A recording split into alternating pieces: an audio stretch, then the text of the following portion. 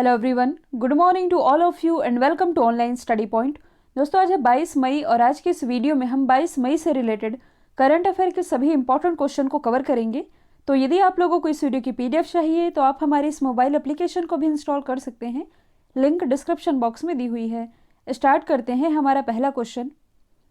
हाल ही में किस देश ने नए महासागर अवलोकन उपग्रह जिसका नाम है हैयांग 2B ये है 2D ये लॉन्च किया है? तो ये भी हाल ही में लॉन्च किया गया है चाइना के द्वारा।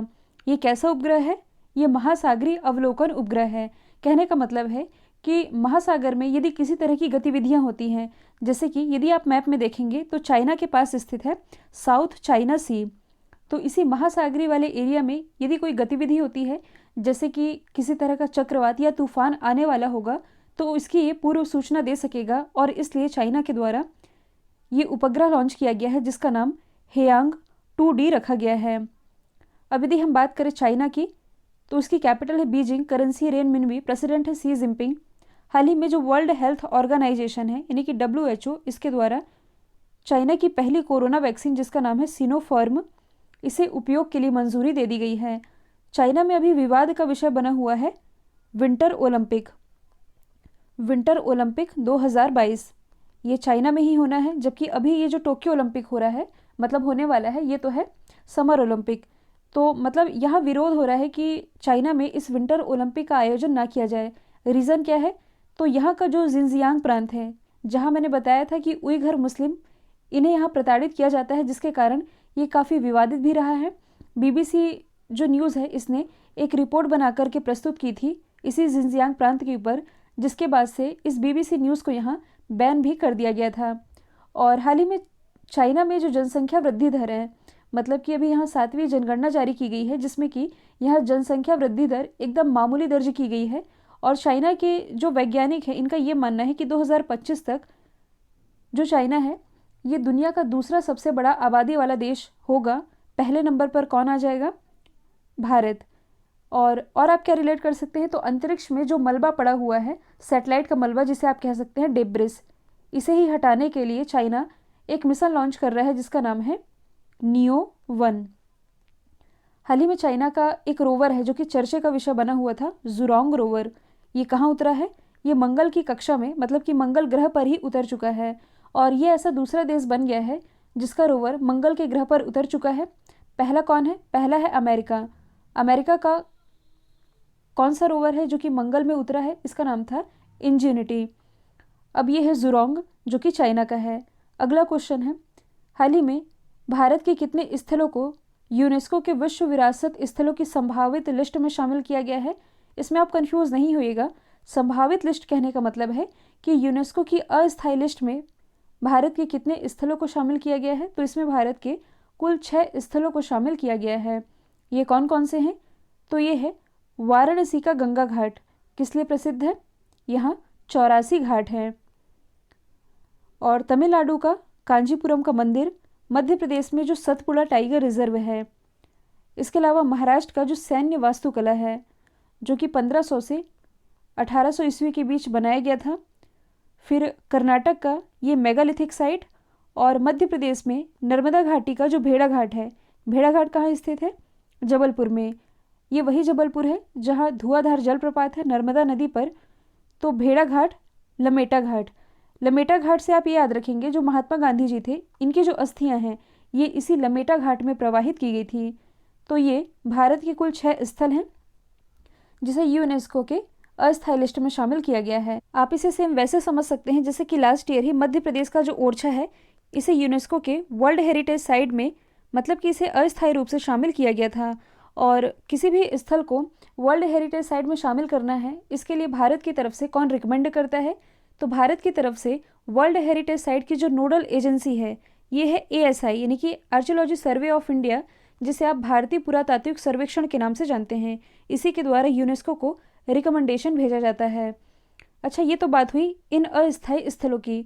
यदि आपसे पूछा जाए कि दुनिया का ऐसा पहला स्थल जिसे यूनेस्को के वर्ल्ड हेरिटेज साइट में शामिल किया गया था, तो ये था मिडो नेशनल हिस्टोरिक पार्क, जो कि कहाँ स्थित है? कनाडा में। ये तो बात हुई पूरे वर्ल्ड की। यदि पूछा जाए कि भारत का ऐसा पहला कौन सा स्थल था जिसे यूनेस्को के वर्ल्ड हेरिटेज साइट में शामिल किया गया था? तो पहली बार 1983 में भारत के कुल 4 स्थलों को यूनेस्को के वर्ल्ड हेरिटेज साइट में शामिल किया गया था। एक तो है ताजमहल जो कि आगरा में स्थित है, दूसरा है आगरा का किला, फिर अजंता और एलोरा की गुफाएं जो कि कहाँ स्थित है? ये स्थित है महाराष्ट्र में। इन चारों को ही शामिल किया गया था और ये चारों ही सांस्कृतिक स्थल हैं। पिनरई विजयन ने किस राज्य के मुख्यमंत्री की शपथ ली है? तो हाल ही में जो पिनरई विजयन है ये दोबारा से केरल के मुख्यमंत्री बन गए हैं और इन्हें शपथ किसके द्वारा दिलवाई गई है? आरिफ मोहम्मद खान के द्वारा, जो कि यहाँ के राज्यपाल हैं। राजधानी है तिरुअनंतपुरम, जहाँ भारत का पहला स्पेस टेक पार्क स्थापित किया गया था।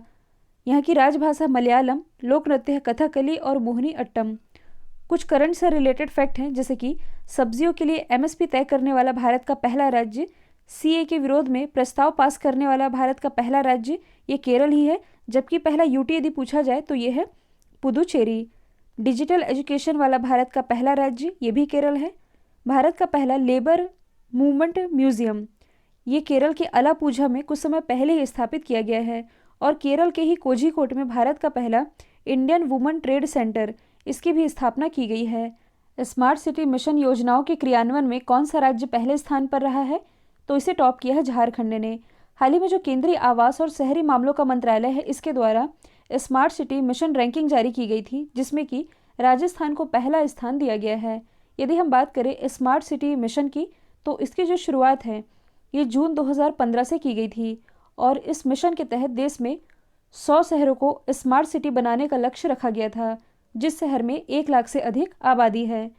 और इस 100 स्मार्ट सिटी की लिस्ट में सबसे ज़्यादा उत्तर प्रदेश के शहरों को शामिल किया गया है। अब यदि हम बात करें झारखंड की, तो इसकी राजधानी है रांची, मुख्यमंत्री है हेमंत सोरेन, राज्यपाल है द्रौपदी मुर्मू। और यदि आप करंट से रिलेट करेंगे तो हाल ही में झारखंड भारत का ऐसा पहला राज्य बना है जिसने चुनावी बॉन्ड के जरिए जो दान किया जाता है, तो दानकर्ता का नाम जारी करने वाला पहला राज्य झारखंड ही बना है। अब इस क्वेश्चन में बात की जा रही है कि किस राज्य ने टॉप किया है या कौन सा राज्य किसी मामले में टॉप पर रहा है। यदि हम बात करें उत्तर प्रदेश की, तो प्रधानमंत्री स्वनिधि यानी कि स्ट्रीट वेंडर आत्मनिर्भर निधि योजना के क्रियान्वयन में उत्तर प्रदेश रहा है टॉप पर। छत्तीसगढ़ तो कोरोना महामारी के बावजूद मनरेगा के तहत सबसे ज़्यादा रोजगार देने वाला राज्य ये छत्तीसगढ़ बना है। जबकि जो महाराष्ट्र है ये जस्टिस इंडिया रिपोर्ट यानी कि न्याय देने के मामले में जो राज्य टॉप पर है ये महाराष्ट्र है। अगला क्वेश्चन है, आयुष्मान भारत योजना के क्रियान्वयन में कौन सा राज्य टॉप पर है? तो अभी हमने डिस्कस किया था स्मार्ट सिटी योजना के क्रियान्वयन में झारखंड टॉप पर है। अब हम बात कर रहे हैं आयुष्मान भारत योजना की, तो इस योजना के क्रियान्वयन में टॉप पर रहा है कर्नाटक। आयुष्मान भारत योजना जो कि दुनिया की सबसे बड़ी स्वास्थ्य योजना है, जिसे आप जन आरोग्य योजना के नाम से भी जानते हैं, तो इस योजना को लेकर के कर्नाटक गवर्नमेंट के द्वारा, मतलब कि इस राज्य में जो कार्य किया गया है, इसके तहत इसे पहला स्थान प्रदान किया गया है। अब यदि हम बात करें कर्नाटक की, तो इसकी राजधानी है बेंगलोर। बेंगलोर ये किस नदी के किनारे बसा हुआ है? वृषभावती नदी के किनारे।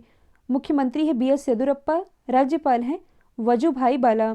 नेशनल पार्क की यदि बात की जाए तो अंशी, कुद्रेमुख, बन्नरघट्टा और नागरहोल ये नेशनल पार्क स्थित हैं कर्नाटक में ही।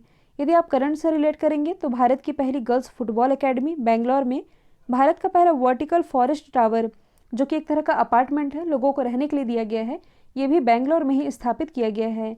साथ ही मोस्ट इम्पॉर्टेंट है कि विश्व का सबसे लंबा रेलवे प्लेटफॉर्म जो कि हुबली रेलवे स्टेशन में बन करके तैयार हुआ है, अभी तक कौन सा था? उत्तर प्रदेश का गोरखपुर।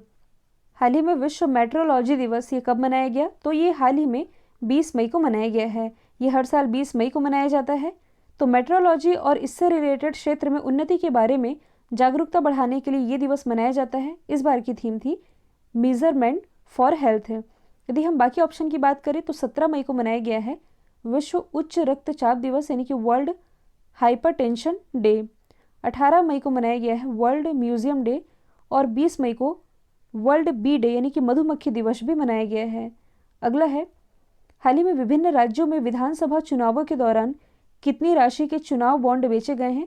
अभी मैंने आप लोगों को बताया था कि चुनावी बॉन्ड के जरिए दानकर्ता का नाम जारी करने वाला पहला राज्य ये झारखंड बना है।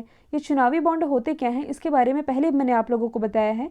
तो पहले तो आप ये जान लीजिए जैसे कि हाल ही में आप सभी जानते हैं कि कुल 5 राज्यों में विधानसभा चुनाव हुए थे, केरल, तमिलनाडु, असम, वेस्ट बंगाल और पुदुचेरी में। हालांकि पुदुचेरी ये केंद्र शासित प्रदेश है। तो इन पांचों राज्य और केंद्र शासित प्रदेश को यदि देखा जाए तो 695 करोड़ यानी कि टोटल 695 करोड़ के ये चुनावी बॉन्ड बेचे गए हैं। ये बहुत ज़्यादा राशि है। साथ ही मैं आप लोगों को बताऊं कि ये जो टोटल राशि रही है 695 करोड़ की, इसमें सबसे ज़्यादा पैसा किसे मिला है? तो ये मिला था कोलकाता को। अच्छा, ये चुनावी बॉन्ड जारी कौन करता है? तो इसके बारे में मैंने आप लोगों को पहले भी बताया था। जो SBI है यानी कि स्टेट बैंक ऑफ इंडिया या इसकी कुछ सेलेक्टेड ब्रांचेस होती हैं, इसके द्वारा ये बॉन्ड बेचे जाते हैं। ये कब कब बेचे जाते हैं और कौन कौन इन्हें खरीद सकता है? तो ये साल में 4 बार। कब कब? जनवरी में, फिर 2 महीने का गैप, अप्रैल में, फिर 2 महीने का गैप, जुलाई, फिर 2 महीने का गैप और अक्टूबर। तो वर्ष भर में 4 बार 10-10 दिन के लिए ये चुनावी बॉन्ड बेचे जाते हैं। इन्हें आप भी खरीद सकते हैं, हम भी खरीद सकते हैं, या कोई कंपनी या कोई संस्था ये चुनावी बॉन्ड खरीद सकती है और अपने पसंदीदा पार्टी को, मान लीजिए कि अभी TMC मान लीजिए चर्चे में रही है, तो यदि कोई कंपनी या संस्था TMC को ये पैसा देना चाहती है तो ये डायरेक्ट उसके अकाउंट में ना डाल करके डिजिटल माध्यम से दे सकती है। इसे हम कहते हैं चुनावी बॉन्ड। साथ ही आप लोगों को मैं ये बता दूं कि ये जो चुनावी बॉन्ड है या चुनावी बॉन्ड कितने के बेचे गए हैं, किसके द्वारा लिए गए हैं, ये केवल बैंक को मालूम होते हैं क्योंकि SBI ने जारी किया है। तो SBI में अपनी पहचान बताना ज़रूरी है, लेकिन ये RTI यानी कि राइट टू इन्फॉर्मेशन इसके बाहर है। किस संगठन के द्वारा श्वास नामक ऑक्सीजन कॉन्सन्ट्रेटर डेवलप किया गया है? तो ये डेवलप किया है इसरो ने। कॉन्सन्ट्रेटर क्या होते हैं मैंने आप लोगों को पहले भी बताया है। वायुमंडल में जो हवा मौजूद है इसे कॉन्सन्ट्रेट करके सिलेंडर में भरा जाना, यही है ऑक्सीजन कॉन्सन्ट्रेटर। तो ये जो श्वास नाम का ऑक्सीजन कॉन्सन्ट्रेटर है जो कि इसरो ने डेवलप किया है, ये हवा से नाइट्रोजन को अलग करके ऑक्सीजन बनाएगा जो कि 95% शुद्ध होगा। साथ ही 1 मिनट में 10 लीटर ऑक्सीजन का उत्पादन कर सकेगा, जिससे कि एक साथ 2 मरीजों का उपचार संभव हो सकेगा। यदि हम बात करें इसरो की, इंडियन स्पेस रिसर्च ऑर्गेनाइजेशन, इसकी स्थापना 1969 में हुई। हेडक्वार्टर स्थित है बेंगलोर कर्नाटक में और इसके अध्यक्ष हैं के सिवान। अगला क्वेश्चन है, स्पिरिस GEO-5 मिसाइल वार्निंग सैटेलाइट ये किसने लॉन्च किया है? तो ये भी हाल ही में यूनाइटेड लॉन्च अलायंस इसके द्वारा लॉन्च किया गया है। ये स्पिरिस ये है क्या? तो इसकी फुल फॉर्म बनती है स्पेस बेस्ड इंफ्रारेड सिस्टम। तो ये जो ULA है, यूनाइटेड लॉन्च अलायंस, इसने फ्लोरिडा से एटलस V इस रॉकेट के माध्यम से इस मिसाइल वार्निंग सैटेलाइट को लॉन्च किया है।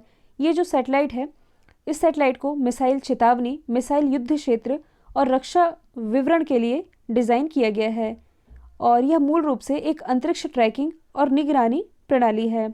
इसे ही डेवलप किया है ULA ने, यूनाइटेड लॉन्च अलायंस ने। अगला क्वेश्चन है, कौन सी कंपनी दुनिया का सबसे बड़ा सबमरीन केबल बनाने जा रही है? तो हाल ही में जो रिलायंस जियो है, इसके द्वारा दुनिया का सबसे बड़ा सबमरीन केबल सिस्टम बनाया जा रहा है। तो सबमरीन केबल सिस्टम दुनिया के जो देश हैं, इन्हें आपस में इंटरनेट और वर्ल्ड वाइड वेब इससे जोड़ने के लिए मोटे केबल्स का एक नेटवर्क तैयार किया है जो कि समुद्र के भीतर बिछाए जाते हैं। देखिए, इसे आप ऐसे भी समझ सकते हैं, कुछ दिन पहले मैंने आप लोगों को बताया था कि हाल ही में प्राइम मिनिस्टर नरेंद्र मोदी ने, यदि आप मैप में देखेंगे तो भारत के लोकेशन में यहाँ स्थित है तमिलनाडु, इसकी कैपिटल चेन्नई, और यहाँ स्थित है अंडमान निकोबार, इसकी कैपिटल है पोर्ट ब्लेयर। तो चेन्नई से लेकर के पोर्ट ब्लेयर तक, मतलब कि समुद्र के भीतर भीतर लगभग 2300 किलोमीटर एक सबमरीन ऑप्टिकल फाइबर केबल की ये लाइन बिछाई गई थी जो कि 2300 किलोमीटर लंबी थी। क्यों बिछाई गई थी? ताकि इस वाले एरिया में भी, मतलब कि port Blair, Andaman, little Andaman, great Nicobar, यहाँ भी कनेक्टिविटी बढ़ाई जा सके। तो सेम वैसे ही कहा जा रहा है कि दुनिया का सबसे बड़ा सबमरीन केबल सिस्टम जो कि अब बनाने जा रही है रिलायंस जियो।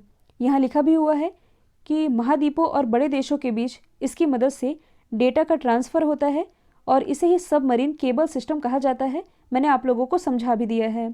और ये जो रिलायंस जियो है जो कि दुनिया का सबसे बड़ा केबल सिस्टम बना रही है, इसके माध्यम से ये Mumbai, Chennai, Thailand, Malaysia, Singapore, मतलब आप कह सकते हैं कि एशिया महाद्वीप का, जैसे कि भारत है, तो ये वाले जो हिस्से में स्थित देश हैं ये इन्हें कनेक्ट कर पाएगी।